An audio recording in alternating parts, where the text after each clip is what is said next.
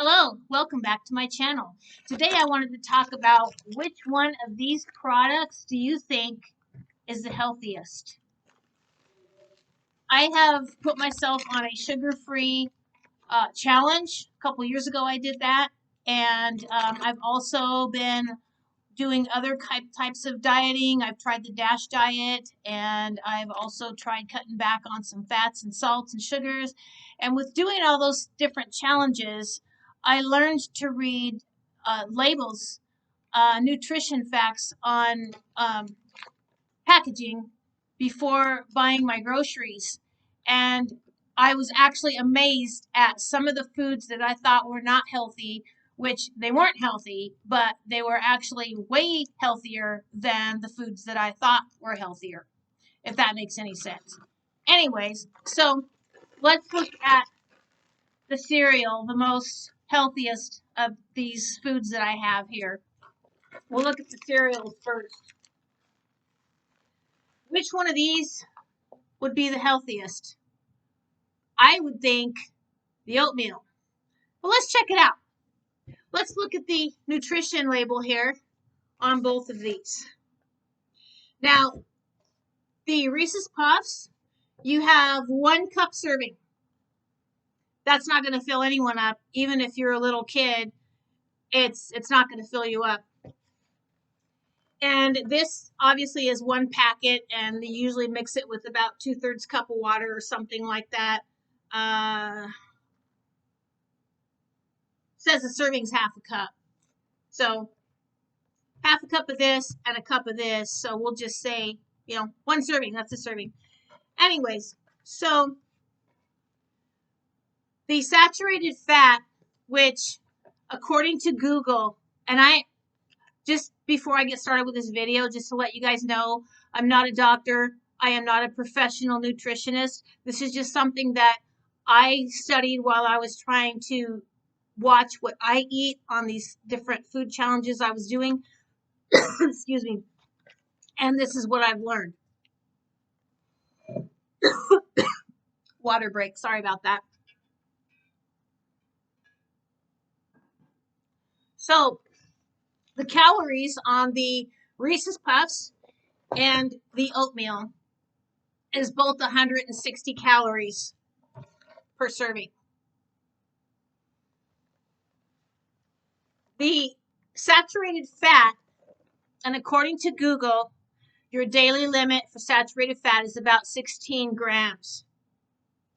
Well, your oatmeal has 0 grams of saturated fat, and your Reese's Puffs has 0.5, which is 1/2 gram of saturated fat. So far, the oatmeal's better, right? Okay, well, let's keep reading. So the trans fat is actually a bad fat. Trans fat for the oatmeal is 0, and it's also zero on the Reese's Puffs. The polyunsaturated fat is 1 gram on the oatmeal, which I think the poly is a good fat. And the polyunsaturated fat on the Reese's is also 1 gram. So these are the same.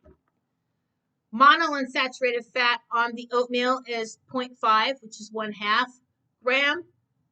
And this Reese's is 2 grams of monounsaturated fat. And again, I think the poly and the monounsaturated fats are the good fats. I think. I didn't fact check that before I made this video. Didn't think too far ahead, I guess. Anyway, so far I'm thinking that the Reese's is probably better on fat other than the saturated. This has 1/2 gram, this has 0. So let's look at cholesterol. Cholesterol, you have 0 cholesterol in the Reese's. You have 0 cholesterol on your oatmeal.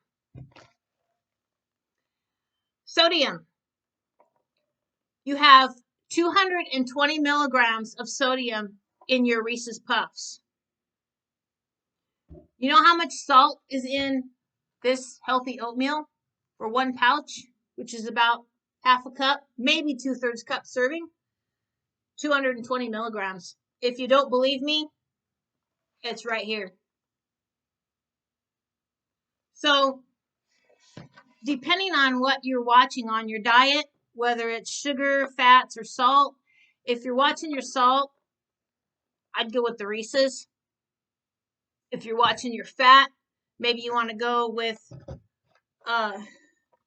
your oatmeal. But if you have to watch both your fat and your salt, I'd probably go with the Reese's Puffs. So this is when I started learning, when I was in the grocery store and reading these labels to decide what's going to be healthier, thinking that the oatmeal would be healthier than the Reese's Puffs. I learned something, that the way the box looks or the label doesn't always mean it's going to be the healthiest choice.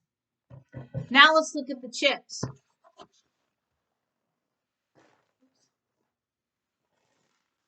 Let's look at the chips. This says 50% less sodium. These are regular, same brand. The calories, first of all, one serving, you got 15 chips per serving in this bag for the less salt, and you get 11 chips per serving in this bag. And the calories are the same, they're 160.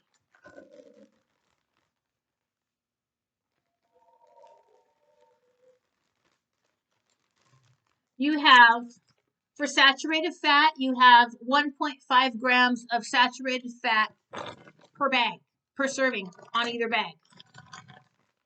You have trans fat, for both of them is 0. Cholesterol for both of them is 0. Sodium for both of them, well, sodium is 140 milligrams on 11 chips.